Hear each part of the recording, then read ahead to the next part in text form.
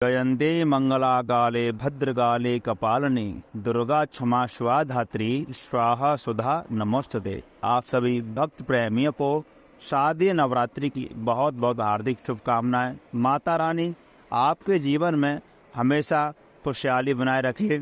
माता रानी की कृपा आपके ऊपर बनी रहे, यही हमारी माता रानी से प्रार्थना है। शारदीय नवरात्रि के 9 दिनों में पूरी श्रद्धा और निष्ठा के साथ माता रानी की पूजा अर्चना करनी चाहिए।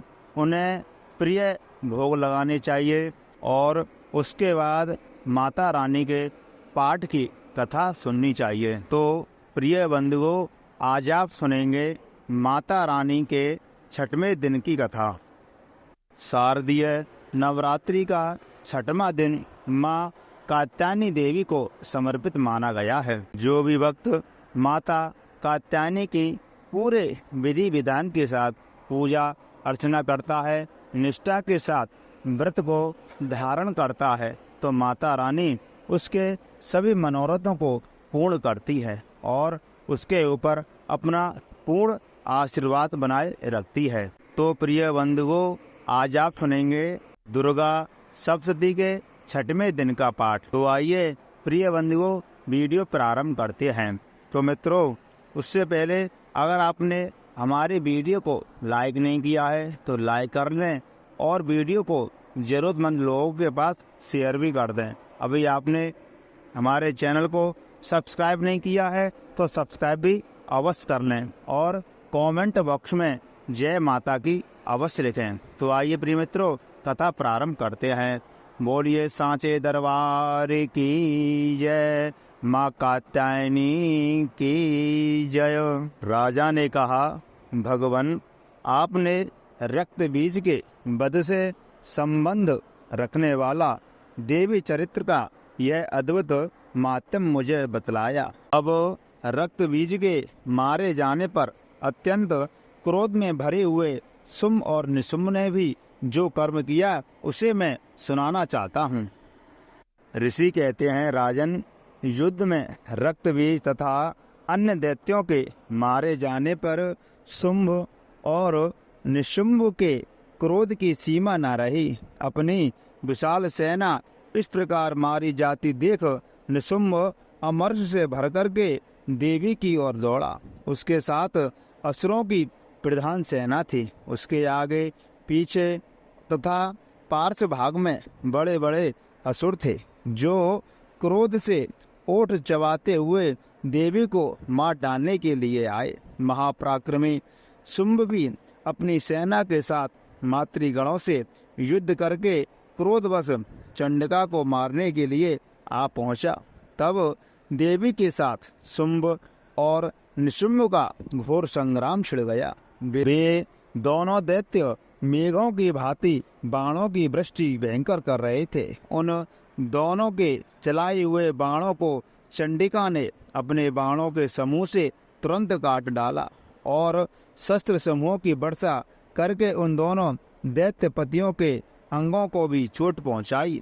निशुंभ ने तीखी तलवार और चमकती हुई ढाल लेकर देवी के श्रेष्ठ वाहन सिंह के मस्तक पर प्रहार किया। अपने वाहन को चोट पहुंचने पर देवी ने सुक्षुरप्र नामक बाण से निशुंभ की श्रेष्ठ तलवार तुरंत ही काट डाली और उसकी ढाल को भी, जिसमें 8 चांद जड़े थे, खंड खंड कर दिया। ढाल और तलवार के कट जाने पर उस असुर ने शक्ति चलाई, किंतु सामने आने पर देवी ने चक्र से उसके भी 2 टुकड़े कर दिए।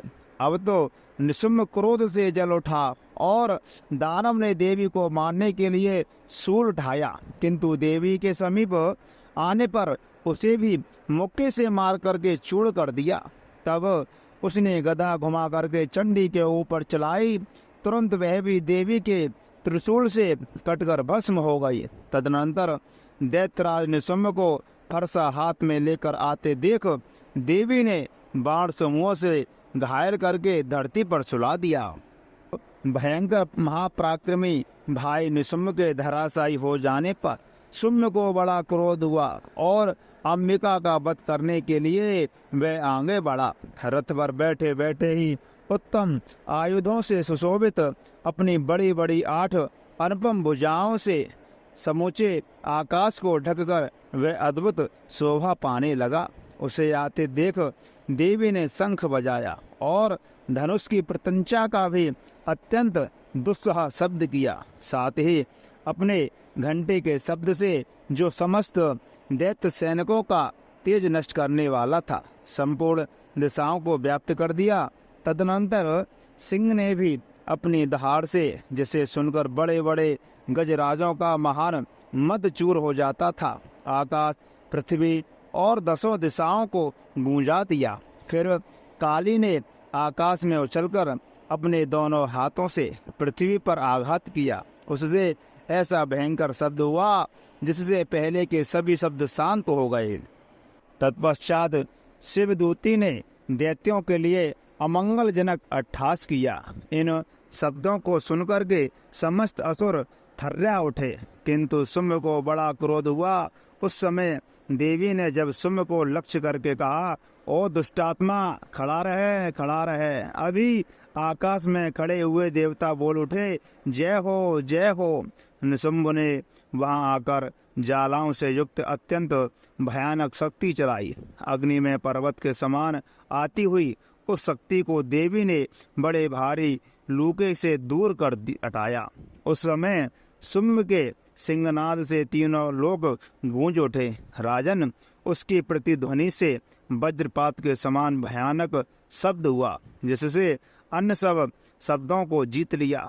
शुंभ के चलाए हुए बाणों के देवी ने और देवी के चलाए हुए बाणों के शुंभ ने अपने भयंकर बाणों द्वारा सैकड़ों और हजारों टुकड़े कर दिए। तब क्रोध में भरी हुई चंडिका ने शुंभ को शूल से मारा। इसके आघात से मूर्छित होकर के वह पृथ्वी पर गिर पड़ा। इतने में ही निशुंभ को चेतना हुई और उसने धनुष हाथ में लेकर के बाणों द्वारा देवी, काली तथा सिंह को घायल कर डाला। फिर उस दैत्यराज ने 10,000 बाहें बनाकर के चक्रों के प्रहार से चंडिका को आच्छादित कर दिया। तब दुर्गम पीड़ा का नाश करने वाली भगवती दुर्गा ने कुपित होकर के अपने बाणों से उन चक्रों तथा बाणों को काट गिराया। यह देख निशुंभ दैत्य सेना के साथ चंडिका का वध करने के लिए हाथ में गदा ले आगे बड़े वेग से दौड़ा। उसके आते ही चंडी ने तीखी धार वाली तलवार से उसकी गदा को शीघ्र ही काट डाला। तब उसने शूल हाथ में ले लिया। देवताओं को पीड़ा देने वाले निशुंभ शूल हाथ में लिए आते देख चंडिका ने वेग से चलाए हुए अपने शूल से उसकी छाती भेद डाली। शूल से विदीर्ण हो जाने पर उसकी छाती से एक दूसरा महाबली एवं महापराक्रमी पुरुष खड़ी रहे कहता हुआ निकला। उस निकलते हुए पुरुष की बात सुनकर देवी अट्टहास करके हंस पड़ी और खड्ग से उन्होंने उसका मस्तक काट डाला। फिर तो वह पृथ्वी पर गिर पड़ा। तदनंतर सिंह अपनी डाढ़ों से असुर को कुचलकर खाने लगा। यह बड़ा भयंकर दृश्य था। उधर काली तथा शिवदूती ने भी अनन्या दैत्यों का भक्षण करना प्रारंभ कर दिया। कुम्हारी की शक्ति से विदीर्ण होकर कितने ही महादैत्य नष्ट हो गए। ब्रह्माणी के मंत्र पूत जल से निस्तेज होकर के कितने ही भाग खड़े हुए। कितने ही दैत्य माहेश्वरी के त्रिशूल से भिन्न भिन्न होकर के धराशायी हो गए। बाराई के थुकोन के आघात से कितनों का पृथ्वी पर कच्चुमन निकल गया। वैष्णवी ने भी अपने चक्र से दानवों के टुकड़े टुकड़े कर डाले। ऐन्द्री के हाथ से छूटे हुए वज्र से भी कितने ही प्राणों से हाथ धो बैठे। कुछ असुर नष्ट हो गए, कुछ उस महायुद्ध से भाग गए तथा कितने ही काली शिवदूती तथा सिंह के ग्रास बन गए। ऋषि कहते हैं, राजन, अपने प्राणों के समान प्यारे भाई निशुंभ को मारा गया देख तथा सारी सेना का संहार होता जान शुंभ ने कुपित होकर के कहा, दुष्ट दुर्गे, तू बल के अभिमान में आकर झूठ मूठ का पाखंड ना दिखा।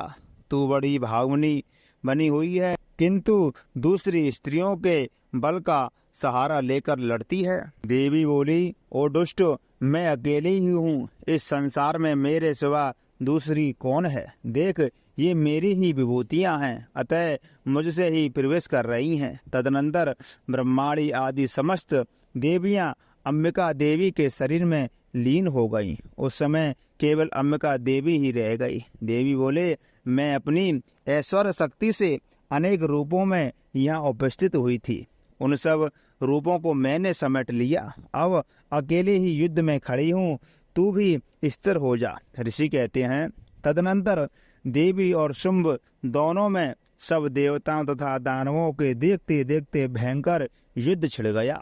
बाणों की वर्षा तथा तीखे शस्त्रों एवं दारुण अस्त्रों के प्रहार के कारण उन दोनों का युद्ध सब लोगों के लिए बड़ा भयानक प्रतीत हुआ। उस समय अंबिका देवी ने जो सैकड़ों दिव्य अस्त्र छोड़े, उन्हें दैत्यराज शुंभ ने उसके निवारण अस्त्रों द्वारा काट डाला। इसी प्रकार शुंभ ने भी जो दिव्य अस्त्र चलाए, उन्हें परमेश्वरी ने भयंकर हुंकार शब्द के उच्चारण द्वारा ही खिलवाड़ा से ही नष्ट कर दिया। तब उस असुर ने सैकड़ों बाणों से देवी को आच्छादित कर दिया। यह देख क्रोध में भरी हुई उन देवी ने भी बाण मारकर उसका धनुष काट डाला। धनुष कट जाने पर फिर दैत्यराज ने शक्ति हाथ में ले ली, किंतु देवी ने चक्र से उसके हाथ की शक्ति को भी काट गिराया। तत्पश्चात दैत्यों के स्वामी शुंभ ने 100 चांद वाली चमकती हुई ढाल और तलवार हाथ में ले उस समय देवी पर धावा किया।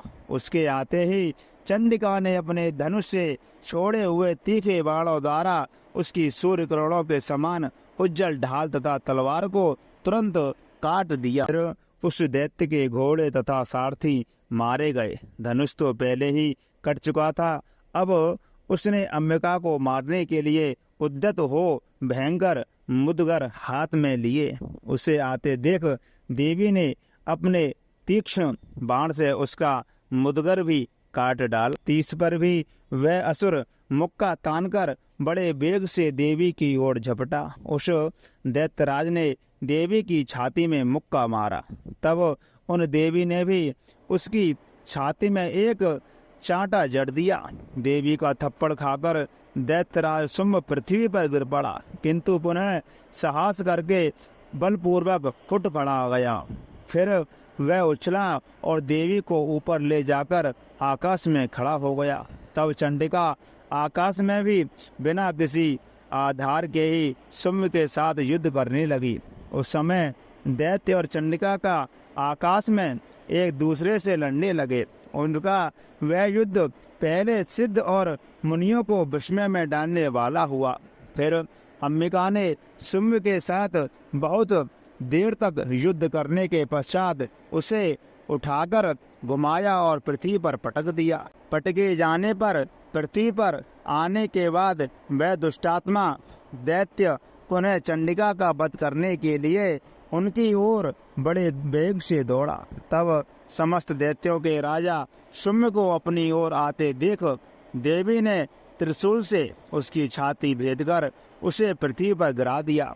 देवी के त्रिशूल की धार से घायल होने पर उसके प्राण पखेरु उड़ गए और वह समुद्रों, द्वीपों तथा पर्वतों सहित समूची पृथ्वी को कपाता हुआ भूमि पर गिर पड़ा। तदनंतर उस दुरात्मा के मारे जाने पर संपूर्ण जगत प्रसन्न एवं पूर्ण स्वस्थ हो गया तथा आकाश स्वच्छ दिखाई देने लगा। पहले जो उत्पात सूचक मेघ और उल्कापात होते थे, वे सब शांत हो गए तथा उस दैत्य के मारे जाने पर नदियां भी ठीक मार्ग से बहने लगी। उस समय शुंभ की मृत्यु के बाद संपूर्ण देवताओं का हृदय हर्ष से भर गया और गंधर्वगण मधुर गीत गाने लगे। दूसरे गंधर्व बाजे बजाने लगे और अप्सराएं नाचने लगी। पवित्र वायु बहने लगी। सूर्य की प्रभा उत्तम हो गई। अग्नि ज्वाला भी बुझी हुई आग अपने आप प्रज्वलित हो उठी तथा संपूर्ण दिशाओं के भयंकर शब्द शांत हो गए। बोलिए सांचे दरबार की जय, बोलिए कात्यायनी मैया की जय। प्रिय बंधुओं, आज आपने सुनी दुर्गा सप्तमी के 6वें दिन का पाठ। तो प्रिय बंधुओं, मैं आशा करता हूँ यह पाठ आपको बहुत अच्छा लगा होगा, क्योंकि इस पाठ में माता रानी के विकराल स्वरूप का वर्णन किया गया है। शुंभ निशुंभ का युद्ध का वर्णन किया गया है। माता ने किस प्रकार शुंभ निशुंभ का वध किया, ये सब इस पाठ के अंतर्गत बताया गया है। तो प्रिय बंधुओं, शारदीय नवरात्रि में माता रानी की पूरे विधि विधान के साथ, पूरी निष्ठा के साथ पूजा अर्चना करें, जिससे कि माता रानी आपको बल, बुद्धि, ऐश्वर्य, धन इत्यादि सभी समृद्धि की प्राप्ति हो। तो मित्रों, इस वीडियो को लाइक करना ना भूलें और ज़्यादा से ज़्यादा सभी के पास शेयर करें। और आपने हमारे चैनल को अभी तक सब्सक्राइब नहीं किया है तो सब्सक्राइब भी अवश्य कर लें। जय श्री राधे, जय श्री कृष्णा, जय माता की।